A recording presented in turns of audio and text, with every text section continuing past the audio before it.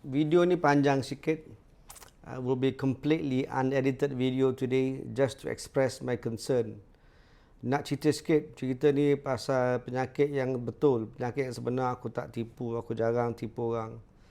I saw a patient today, 60 plus, very educated man with undergraduate degree, postgraduate degree, specifically in marketing.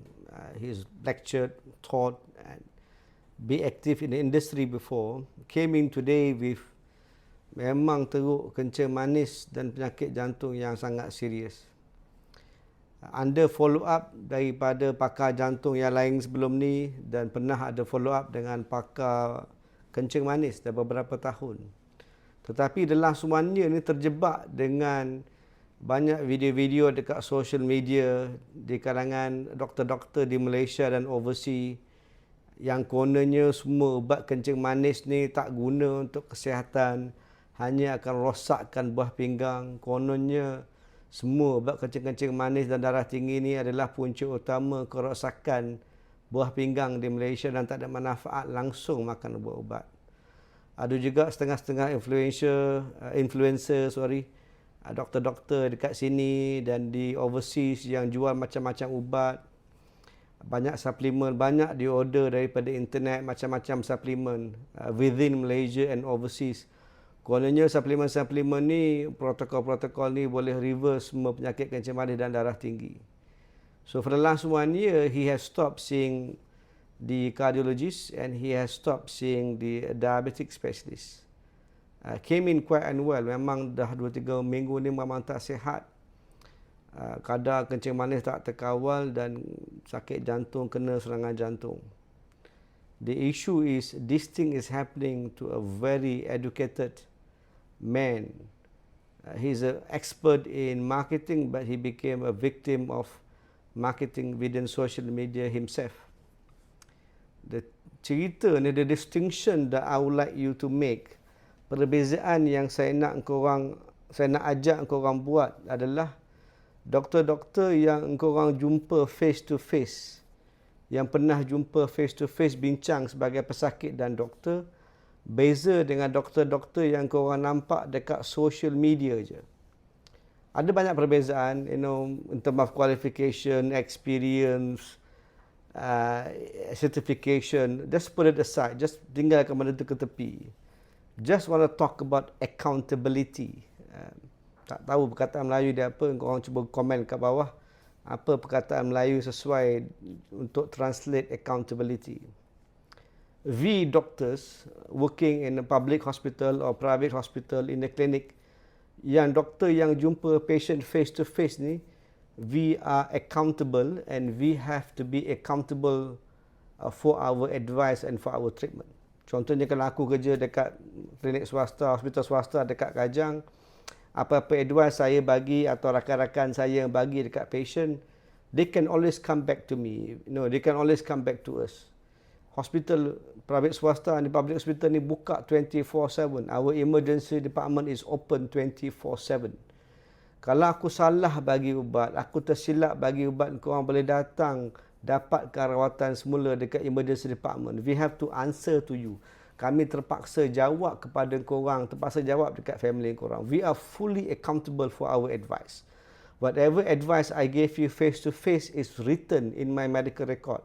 Apa-apa rawatan yang saya bagi kat korang, saya tulis. Dan semua pesakit saya yang pernah jumpa saya semua tahu. Kalau pesakit tu kau jumpa aku for the first time, saya akan bagi medical record in writing. Apa-apa advice, apa-apa opinion yang saya buat, saya bagi kat korang, I'll put it in writing, in black and white paper, that you can take it home. It has your name, your IC number, your address, my name at the bottom of it, and what I thought about your medical illness and what advice I've given you. Whatever medication I prescribe to you is all written black and white. And you have the privilege of having a copy of the medical record that you can keep it with you. So, I am accountable for my advice. Doktor-doktor yang bagi advice dekat social media, dia orang tak accessible by you. Doktor-doktor dekat overseas yang functional medicine, yang chiropractor, yang bukan actual medical doctor, jual suplemen, bagi advice, kononnya semua ubat-ubat doktor bagi itu semua salah. Kalau engkau ikut dia punya advice, engkau sakit, engkau boleh pergi jumpa dia ke? Is he available on internet? Can you actually call him on TikTok, on social media, on Instagram, on Facebook? Hey, whatever you told me is not working. Can I come back to you? Can you rectify this? Tak boleh. You know, you cannot, they are not accountable for their action. Betul? So you must find a real doctor yang jumpa face to face. And a doctor who is willing to take responsibility and accountable for his action and his word. Bukan doktor-doktor dekat social media yang korang tak boleh jumpa. Yang tak paparkan nombor telefon dia. Yang tak paparkan dekat mana klinik dia. Dia tak paparkan apa qualification dan certification yang dia ada. Dia boleh cakap social media je. You cannot replace 20 years of experience, 25 years of experience, 10 years of formal education. You cannot replace that by just looking at few TikTok reels or Facebook reel and just scrolling. Tengok 5, 10, 20 video, maximum 3 minutes each. You cannot claim to be expert. Korang tak boleh jadi pakar dalam satu bidang semata-mata tengok video dekat Facebook, TikTok ataupun Instagram. Tak boleh. You cannot replace that. Just sitting down on your comfortable couch and scrolling few TikTok reels and videos and claiming to be expert in your own health, tak boleh. Aku nak tunjuk korang blood test di hari ini. This is blood test from yesterday. I want to show it to you. So let me explain to you. I will not edit this video at all, I promise. Yang ni gambar carta HbA1c yang doktor guna. HbA1c, as you know, adalah purata gula selama 3 bulan lepas. Kalau normal bawah dekat 5.5, 5.3, itu orang yang tak ada kencing manis. Kalau HbA1c korang lebih pada 6.5, korang dah ada kencing manis. And you remember this, let me get my pointer. Remember this, kalau HbA1c korang lebih daripada 6.5, dah kira ada kencing manis. So kita gunakan 7% ni, 7%, as an indicator of good diabetes control. Kalau diabetes tu lebih pada 7, suboptimum control, lebih daripada 8, poor control, lebih pada 9, very poor control.